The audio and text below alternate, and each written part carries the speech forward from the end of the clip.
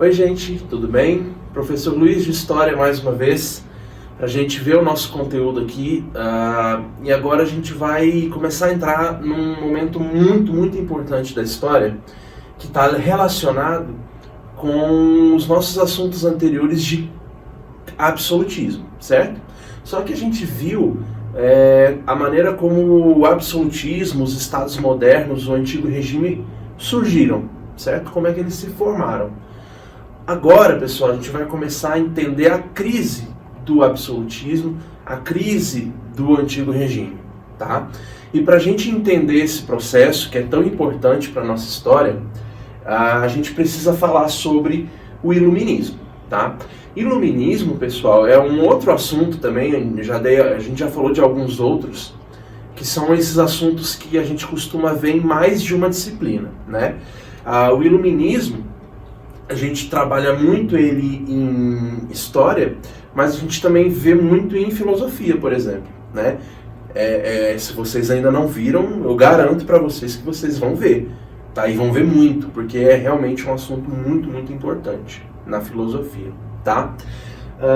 Então, pessoal, o iluminismo ele está muito ligado ao fim do antigo regime, tá? Justamente porque o iluminismo é um movimento de crítica ao antigo regime, tá? Se você ainda não está entendendo bem o que eu estou falando sobre o que é antigo regime, né, sobre todo esse sistema, não se preocupe, porque a gente vai dar uma olhada nisso, a gente vai relembrar algumas características disso que eu estou mencionando, tá bem? Então vamos lá.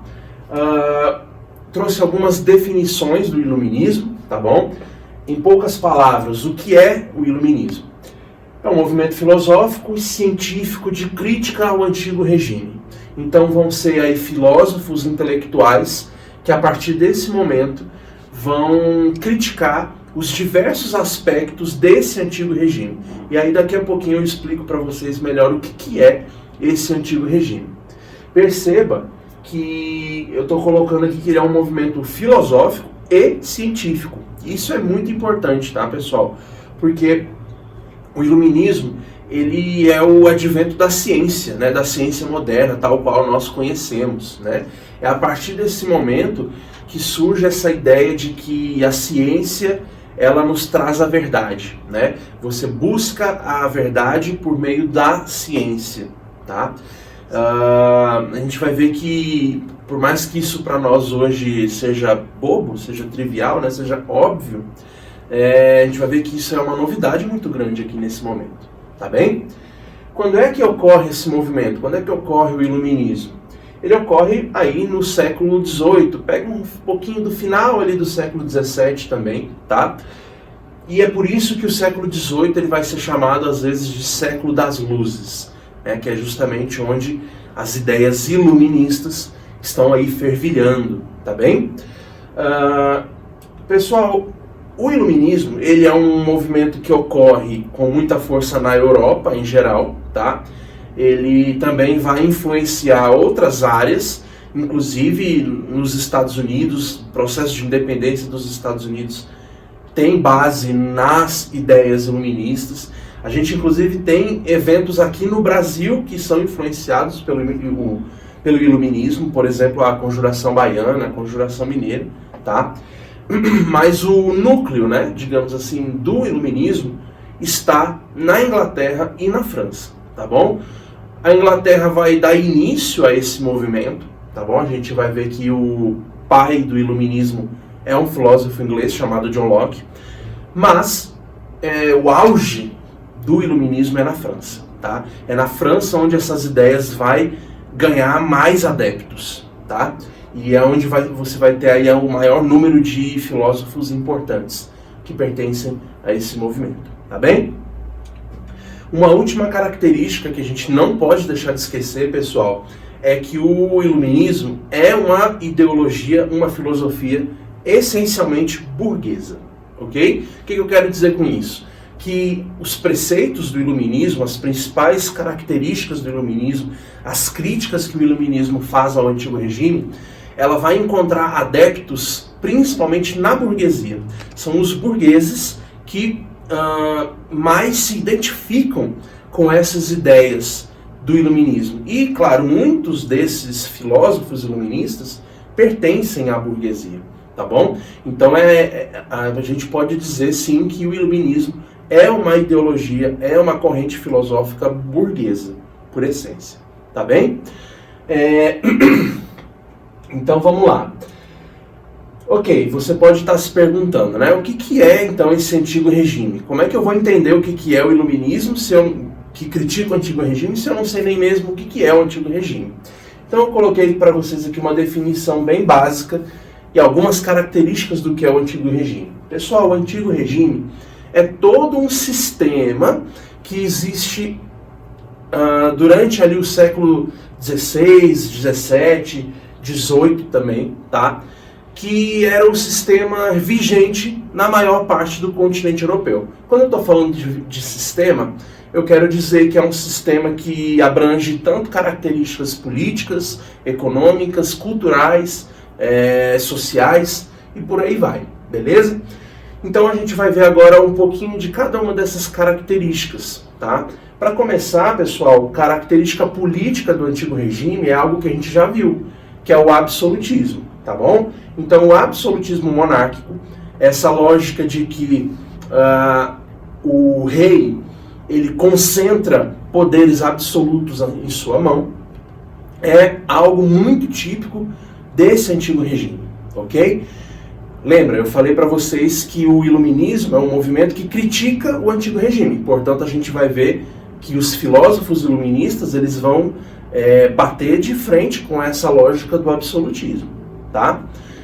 Outra questão, pessoal, é a característica social do antigo regime. Que característica é essa? A gente está falando de uma sociedade estamental, ok?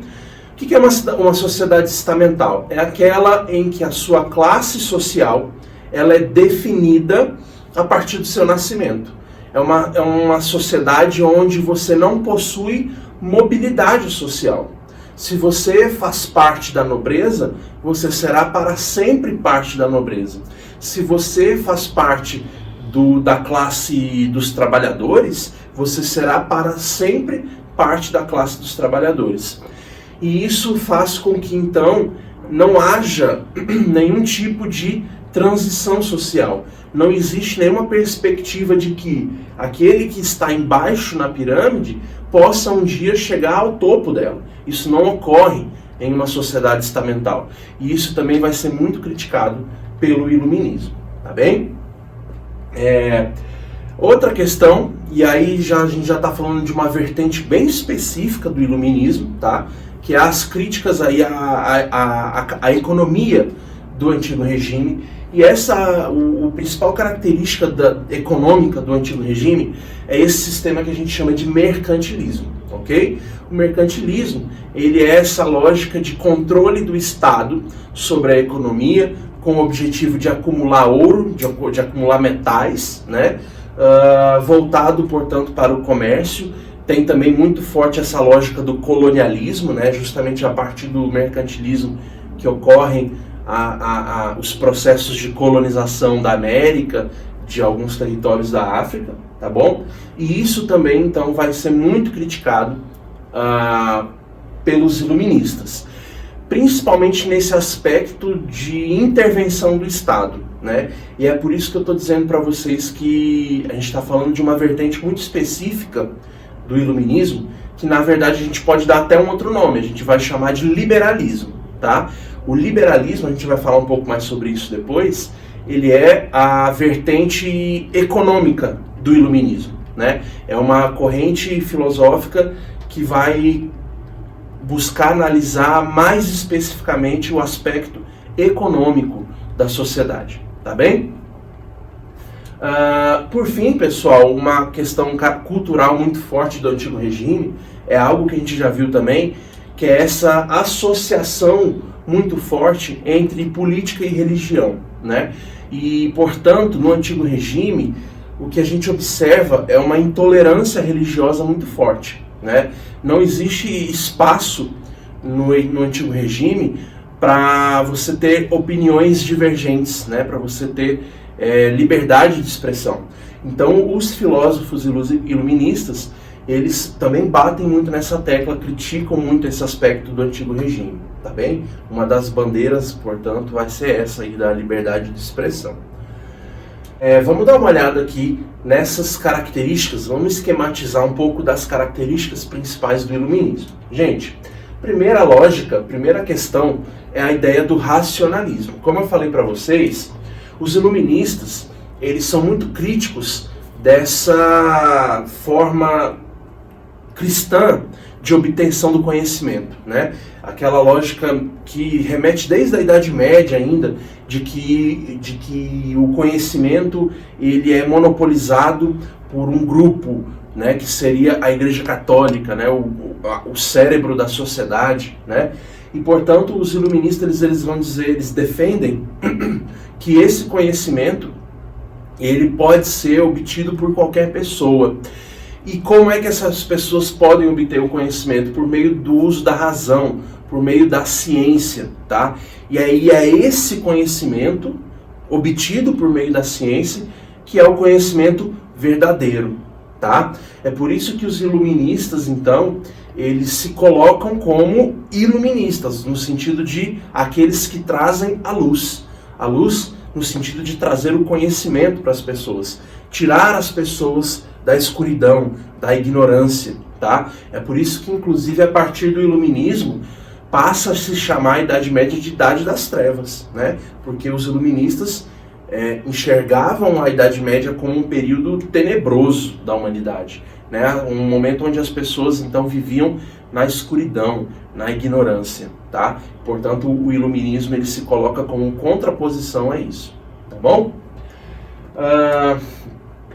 A outra característica, que resume um pouco do que a gente já falou, é a defesa das liberdades individuais. Ou seja, os iluministas eles partem do preceito de que o homem é livre e de que essa liberdade ela não pode ser controlada, ser regulada pelo Estado, ok?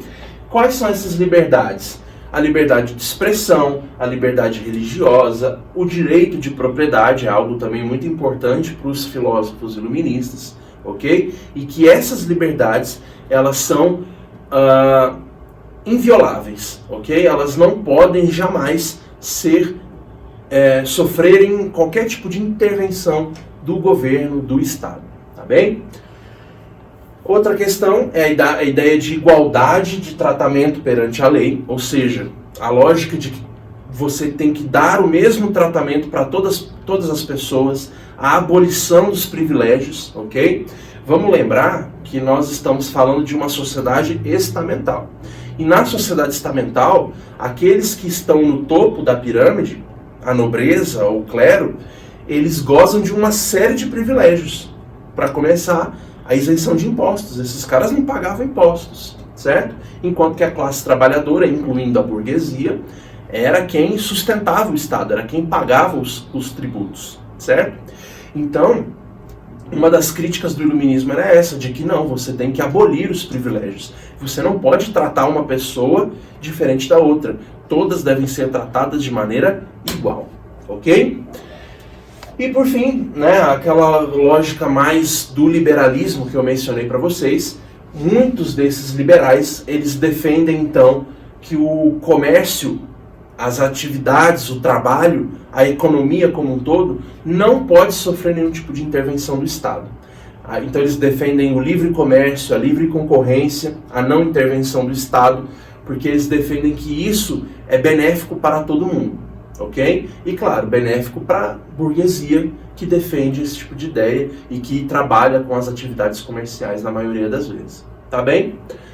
Bom, pessoal, então eu vou encerrar essa aula por aqui, tá? E aí no próximo vídeo a gente vai dar uma olhada mais especificamente nos filósofos iluministas. Então aí já estou deixando aqui a deixa para a nossa próxima aula, tá? A gente vai ver cada um desses filósofos e as principais características daquilo que eles defendiam, tá bem? Então um abraço, se cuidem e até a próxima.